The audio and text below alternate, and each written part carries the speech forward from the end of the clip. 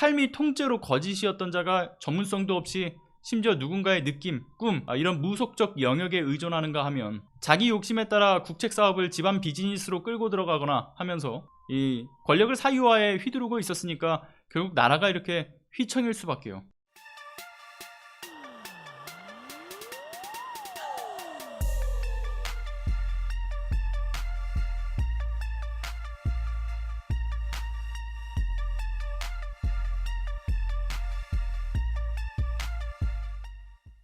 직함도 없는 김건희의 측근이 윤석열 대선 캠프에서 공약을 수정하는 것은 물론이고 인사에 개입했다라는 여러 쏟아져 나왔던 의혹들, 지금까지 말도 무성하고 또 여러 진술과 정황도 있었는데요. 윤석열 캠프 핵심 참모였던 신용환 전 정책총괄이 뉴스타파에 이를 입증해줄 녹음 파일과 함께 폭로를 하면서 지금 더 큰 논란으로 이어지고 있지 않습니까? 이번에 새롭게 확인된 신용환 전 정책총괄의 폭로에 따르게 되면 이 김동조 현 대통령실 국정기획 비서관이 대선을 20일 앞둔 시점에 이제 자신에게 한경화라고 후보 3호의 지인이니까 통화해서 잘 들어줘, 이런 당부를 했다라는 거예요.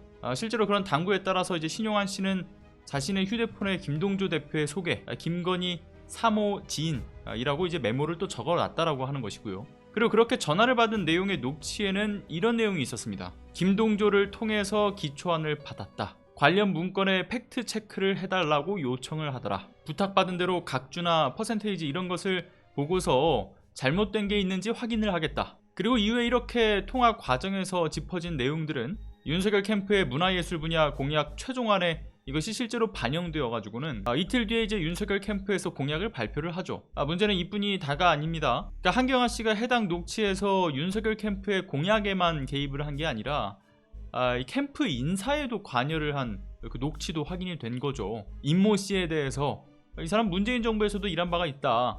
이재명 후보 쪽 선거 활동도 돕고 있는데 그분한테 임명장이 날아갔다. 자, 그런데 도대체 이 한경화 씨가 김건희와 도대체 어떤 연으로 캠프에서 영향력을 행사했는가? 그리고 그런 김건희의 지시를 받아 신용환 씨에게 이 한경화 씨의 연락처를 전달한 김동조 라는 사람은 또 무슨 관계가 있는가? 여기에 이제 궁금증을 더할 수밖에 없는 것인데, 먼저 이제 한경화 씨를 소개한 김동조 현 대통령실 비서관은요, 정치 경험도 없는 사람이었습니다. 그런데도 불구하고 이제 대선 때부터 윤석열의 메시지를 총괄하고 또 인수위에 이르러서는 연설기록 비서관으로 발탁이 되었던 사람이죠. 근데 이 사람의 경력 중에 특이한 부분이 있습니다. 2013년부터 2014년 그 김건희가 운영하던 코바나 컨텐츠가 주최를 했었던 여러 또 전시회들이 있었는데, 그 중에서 앞서 말씀드린 시점에 도슨트로 활동한 경력이 있는 거죠. 그래서 이제 김건희의 입김을 통해서 발탁이 된 것 아니냐, 이런 이야기가 돌았던 것이고, 무엇보다 이재호 국민의힘 고문이 관련된 의혹에 대해서도 사실일 수도 있다라고 이제 말을 했던 바도 있었던 데다가요, 강찬호 중앙일보 논설위원회 기사에 따르게 되면 진짜 비서실장은 정진석이 아니다.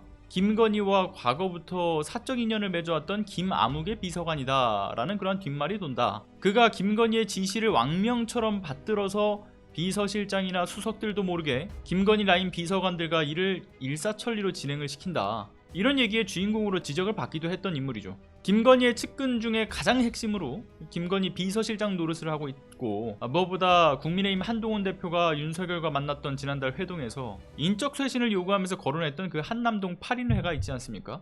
직접 이제 실명을 언급했다라고도 알려져 있는 사람이 바로 이 김동조죠. 그리고 이런 김동조가 연결한 한경화라는 사람, 그럼 그 사람은 또 어떤 사람이냐? 이 사람도 보니까 참 그 문제가 될 만한 요소들이 또 눈에 띄어요. 100억 원 규모의 이 국제 정원 박람회 문화 행사에 있어서 총 연출자로서 이제 위촉이 된 바가 있었는데, 윤석열의 취임식 전문위원과 사전행사 총 연출을 맡았던 경력을 내세워서 위촉이 된 것으로 알려져 있죠. 당시 허위 경력 논란과 김건희의 어떤 입김을 통해서 개입된 것이 아니냐, 이런 논란이 일었던 바도 있었습니다. 이를테면 이제 허위 경력 논란의 경우에는 윤석열의 대통령 취임식 전문위원과 취임식 사전행사 총 연출을 맡았다라는 부분인 건데, 정작 당시 그 취임 준비위원 그 위원장이라든가 또는 대변인, 그리고 총괄 업무를 맡았던 행정안전부 측에서조차 그 사람에 대해서 전혀 모른다 라고 답을 했다라는 점에서 일단 일었던 논란이고요. 그러나 이렇게 정부와 취임 준비위에서는 선을 그었는데, 그가 취임한 배경에 있어서 그 용산의 개입이 있었을 가능성이 높게 지적되는 석연치 않은 점들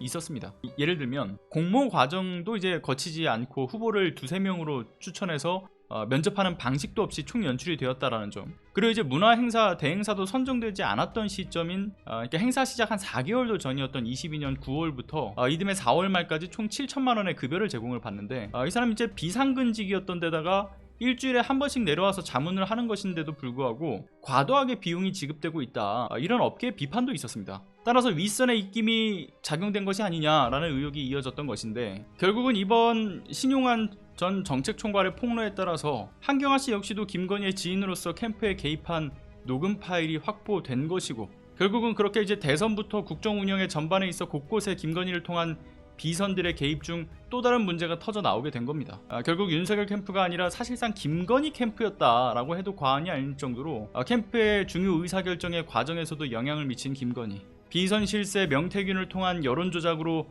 정권을 탄생시켰고, 그렇게 탄생된 정권의 중심에서도 끊임없는 인사 개입, 국정 개입에 집권 여당의 심지어 공천 개입까지, 김건희 왕국의 실체가 이렇게 드러나는 거죠. 선출되지 않은 일반인이 정말 본인 말 따라 무식하고 철없는 오빠를 아바타 삼아서 상황으로서 권세를 휘둘러온 작금의 현실. 삶이 통째로 거짓이었던 자가 전문성도 없이 심지어 누군가의 느낌, 꿈, 이런 무속적 영역에 의존하는가 하면 자기 욕심에 따라 국책 사업을 집안 비즈니스로 끌고 들어가거나 하면서 이 권력을 사유화에 휘두르고 있었으니까 결국 나라가 이렇게 휘청일 수밖에요. 결국에는 이런 상황들이 이어지면서 지난 토요일 이대로는 안 되겠다 싶은 이 시민들께서 윤석열 탄핵과 김건희 특검을 촉구하면서 30만의 인파가 길거리로 모이게 된 거지 않겠습니까? 박근혜 정권 몰락의 시기가 계속해 오버랩되는 만큼 결국 이 정권도 그때와 동일한 거스를 수 없는 탄핵의 흐름에 이미 진입해 있다라고 봅니다. 여러분의 구독과 좋아요, 알람 설정, 그리고 소중한 후원은 시사발전소 운영에 있어 정말 큰 힘이 됩니다.